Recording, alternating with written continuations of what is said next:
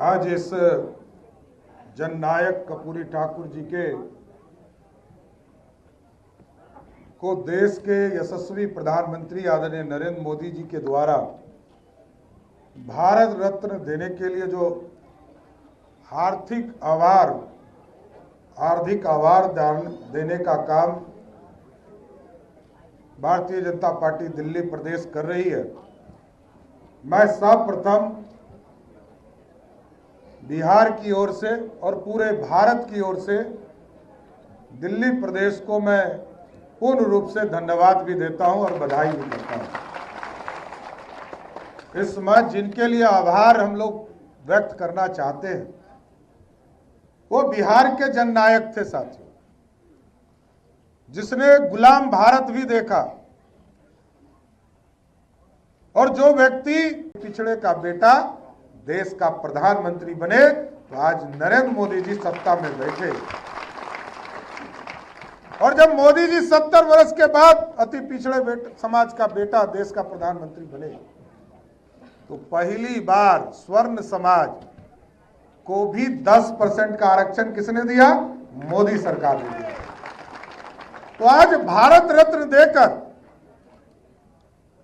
जो गौरवशाली इतिहास है हमारा, जिसने बिहार जैसे प्रदेश को आगे लाने का काम किया।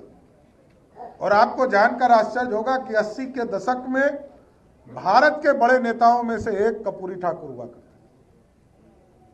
जेपी के समकक्ष उनका नेतृत्व पूरे प्रदेश में हुआ करता था। और लगातार मैं बार बार कहता हूं कि एक नाई समाज का व्यक्ति जिसकी आबादी 1% भी किसी प्रदेश में नहीं हो, गिनकर किसी गांव में एक टोला होता है, 2-4 आदमी होता हो, वो व्यक्ति 1952 में एमएलए बन गया हो। ये आप सोचिए, भले किसी विधानसभा में 10,000 वोट नहीं हो, लेकिन वो व्यक्ति अपने शिक्षक होने के शिक्षक भी थे कर्पूरी ठाकुर। वो दूसरे को पढ़ाने का भी काम करते थे। और आपको जानकर आश्चर्य होगा कि जितने चेले अभी अपने आप को कहते हैं कि मैं उनका चेला हूं, जब उनकी मृत्यु हो रही थी तो बिहार के एक बड़े नेता जो लालू प्रसाद जी हैं, उनसे गाड़ी मांगा गया कि गाड़ी दीजिए, इनको हॉस्पिटल ले जाना है। और उन्होंने कहा कि गाड़ी में तेल नहीं है। और दूसरा कहा कि कर्पूरी जी इतना मुख्यमंत्री रहे तो गाड़ी खरीद काहे नहीं लेते। और ठीक कहा अभी मनोज तिवारी जी ने, सचदेवा जी ने, और आपको जो फिल्म दिखाया गया, कर्पूरी ठाकुर जी जब मृत्यु शैया पे लेटे तो उनके घर में 2,000 रुपया भी नहीं था, ये स्थिति थी। और वो झोपड़ी छोड़ के गए।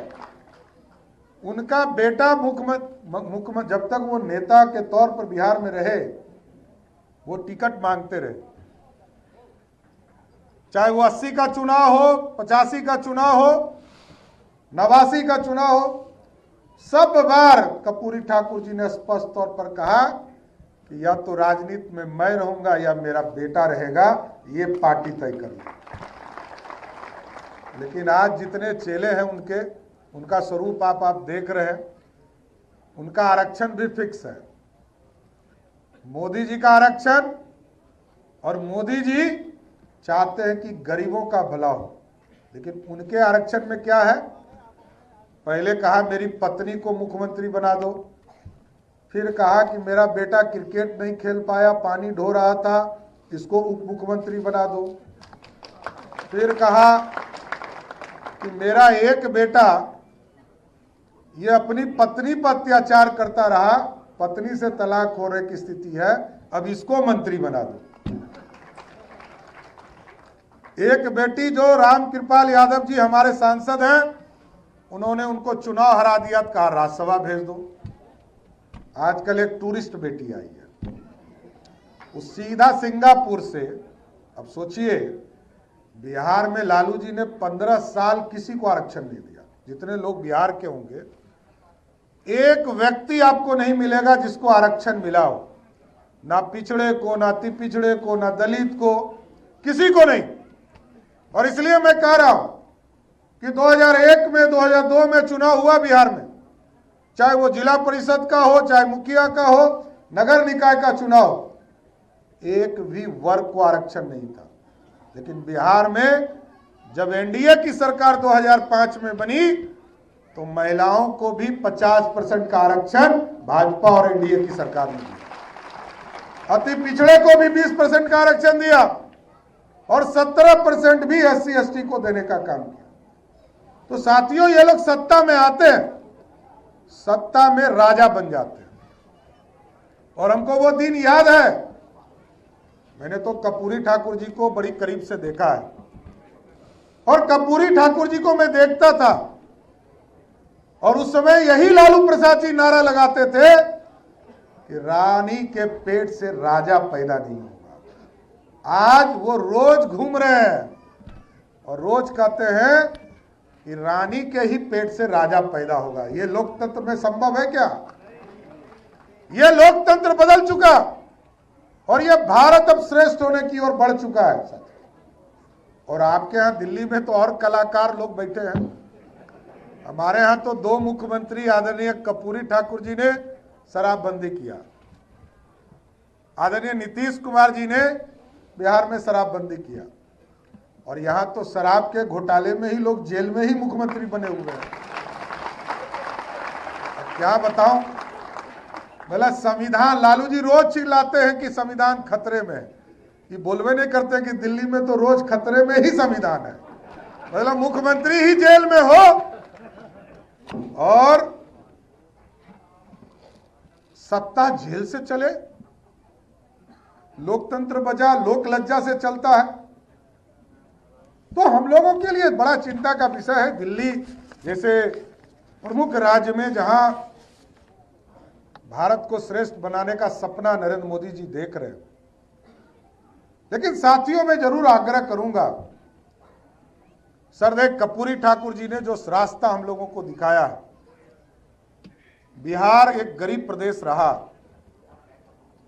लेकिन सामाजिक संरचना के माध्यम से चीजों को खड़ा करने का काम आदरणीय कर्पूरी ठाकुर जी ने किया। और कर्पूरी ठाकुर जी ही ऐसे मुख्यमंत्री रहे जिन्होंने आरक्षण भी दिया। और आपको जानकर आश्चर्य होगा कि बिहार में ऐसे कई इंजीनियर और डॉक्टर आपको मिलेंगे जिसको कर्पूरी ठाकुर जी ने ही सरकारी नौकरी देने का काम किया। इसलिए साथियों मैं यही आग्रह करूंगा कि सरदेव कर्पूरी ठाकुर जी ने जो रास्ते दिखाए हैं, जो सपना दिखाया, भारत श्रेष्ठ हो, भारत आर्थिक रूप से समृद्ध हो, आज देश के यशस्वी प्रधानमंत्री जी इस काम को बहुमुखी पूरा करने का काम कर। हम लोग सोचते थे, लोग बोलते थे, कई पीढ़ियां चली गई, लोग सिर्फ बोलते रहते थे कि हम जो है इस देश की व्यवस्था को बदलेंगे, लेकिन कोई बदलता नहीं था। कांग्रेस पार्टी कहती थी कि गरीबी हटाएंगे और गरीबे को हटा देते थे। लेकिन आज साथियों सोचिए, एक प्रधानमंत्री ऐसा है जिसने कर्पूरी ठाकुर जो अंतिम पंक्ति में बैठने वाला व्यक्ति है, उसके सपने को साकार करने के लिए उनको अब पूछते हैं लोग कि मोदी जी ने दिया क्या।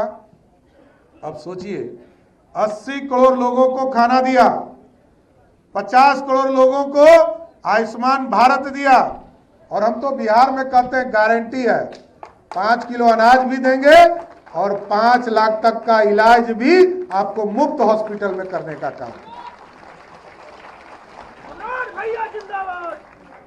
और आप सोचिए, कोई व्यक्ति ये बोल सकता है प्रधानमंत्री होकर कि हम शौचालय की व्यवस्था करेंगे?